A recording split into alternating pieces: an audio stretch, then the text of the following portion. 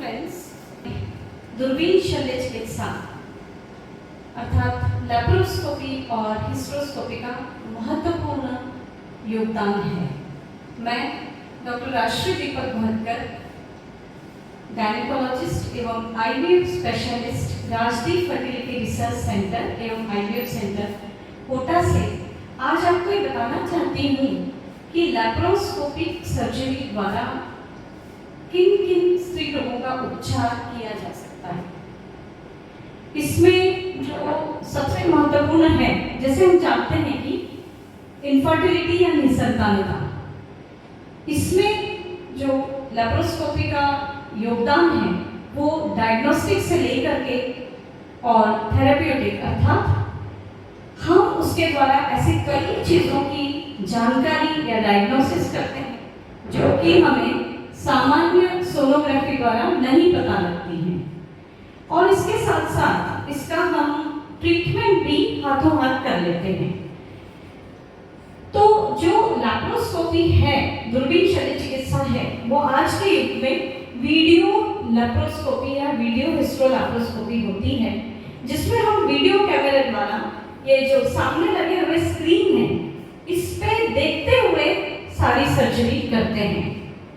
और जो इसका सबसे बड़ा फायदा है लेप्रोस्कोपी का, वो है कि जिस तरीके से कन्वेंशनल सर्जरीज या जो ओपन सर्जरीज होती हैं उनमें एक बड़ा चीरा दे करके और फिर ऑपरेशन किया जाता है, उसकी जगह लेप्रोस्कोपी में सिर्फ 5-5 मिलीमीटर के 2 या 3 इंसिजन, 2 या 3 छिद्र दे करके उसके द्वारा पूरा ऑपरेशन किया जाता है।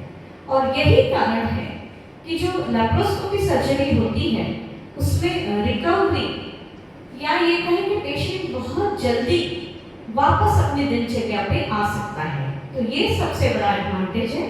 दूसरा एडवांटेज जो लेप्रोस्कोपी सर्जरी का है कि जब हम ओपन सर्जरी करते हैं तो जो विजन है, फील्ड ऑफ विजन है, वो जितना हम काट के देख पा रहे हैं उतना ही है, जबकि लेप्रोस्कोपी में जो दूरबीन है उसके द्वारा हम पूरा जो एब्डोमेन है, पूरा जो पेट के अंदर जितने भी ऑर्गन्स हैं उन्हें एनलार्ज्ड व्यू, उनको हम जूम करके, उनको और बड़ा करके एक एक चीज हम क्लियरली देख सकते हैं।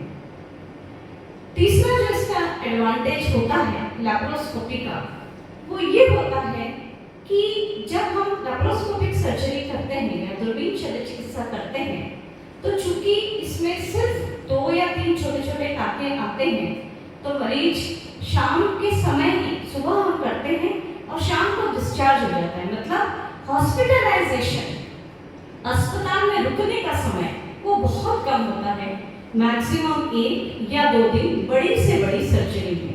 जबकि जो ओपन सर्जरी होती है उसमें आपको पता ही है कि 3 से 4 दिन या कभी-कभी 5 दिन भी हॉस्पिटल में रुकना पड़ता है। तो ये तो हो गए फायदे। अब जो इसमें एडवांसमेंट हो रहा है लेप्रोस्कोपिक सर्जरी में, उसमें अब 3D कैमरे द्वारा हम दूरबीन शल्य चिकित्सा या लेप्रोस्कोपिक सर्जरी करते हैं। तो जो 3D कैमरा होता है उसका जो सबसे बड़ा फायदा है वो है कि हम एक तो हमें 3 डायमेंशनल इमेज मिल रही है, और उसमें जो सबसे बड़ा एडवांटेज है सर्जरी के दौरान वो है डेप्थ परसेप्शन। मतलब हम कितनी गहराई तक, कितना कहाँ तक हमको जाना है ऑपरेशन के दौरान, हमें टिश्यू का हमें जो देख रहे हैं वो कहाँ तक देखना है, किस तरीके से हम उसको देख करके कर सकते हैं। तो ये बेटर जो हमें व्यू मिलता है, बेटर जो एनहांस्ड व्यू मिलता है 3D में, उसके द्वारा हम बहुत एडवांस सर्जरीज भी लेप्रोस्कोपिकली कर सकते हैं, जिसमें कि कैंसर सर्जरी, ऑन्को सर्जरी, और एक बीमारी होती है एंडोमेट्रियोसिस। तो एडवांस एंडोमेट्रियोसिस का भी हम ऑपरेशन 3D लेप्रोस्कोपी द्वारा बहुत आसानी से कर पाते हैं। आइए अब जानते हैं कि लेप्रोस्कोपिक सर्जरी किन किन बीमारियों में या किन किन कंडीशंस में लेप्रोस्कोपिक सर्जरी करने से हमें, हमारे पेशेंट्स को फायदा होता है। तो उसमें जैसा मैंने सबसे पहले बताया कि इनफर्टिलिटी के केसेस में जो सोनोग्राफी है, जो एक्सरे है, इमेजिंग साइंस है। हम इमेजिन करते हैं कि सोनोग्राफी में ये दिख रहा है तो ये होगा, पर जब हम दूरबीन डालते हैं, जब हम लैप्रोस्कोप डालते हैं, तब हमें बहुत सारी और चीज़ें भी पता लगती हैं जो कि हमें सोनोग्राफी या एक्सरे द्वारा नहीं पता लग पाती हैं। और फिर उनको पता लगाने के बाद हम साथ ही साथ उसका उपचार भी करते हैं, उसे ट्रीट भी करते हैं। एक तो ये हुआ। इसके अलावा दूरबीन द्वारा बच्चेदानी में कोई गठान है जैसे फाइब्रॉइड है, उसे निकाला जाता है। बंद ट्यूब को खोलने का ऑपरेशन किया जाता है। अंडकोश या ओवरी में किसी भी तरीके की गठान, चाहे वो सिंपल ओवेरियन सिस्ट हो, कॉम्प्लिकेटेड ओवेरियन या कॉम्प्लेक्स ओवेरियन सिस्ट हो, या फिर एंडोमेट्रियोमा। जो एंडोमेट्रियोसिस एक ऐसी बीमारी है जो दिन पर दिन बढ़ती जा रही है, और इसमें जो अंडकोश है उसमें बड़ी बड़ी गठानें बन जाती हैं, उनको हम एंडोमेट्रियोमा कहते हैं।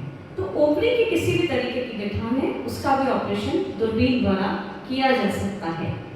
साथ ही साथ किसी भी तरीके के जाले, यदि बच्चेदानी के बाहर ट्यूब और ओवरी के बीच में, या ओवरी और जो ओवरी के पीछे की जगह होती है जिसे हम पैरा ओवेरियन स्पेस कहते हैं या फोसा कहते हैं, उसमें यदि आ जाते हैं तो उन्हें हटाना, जिससे जो इनफर्टिलिटी या निसंतान दंपति है उन्हें इस लैप्रोस्कोपिक सर्जरी का फायदा मिल सके।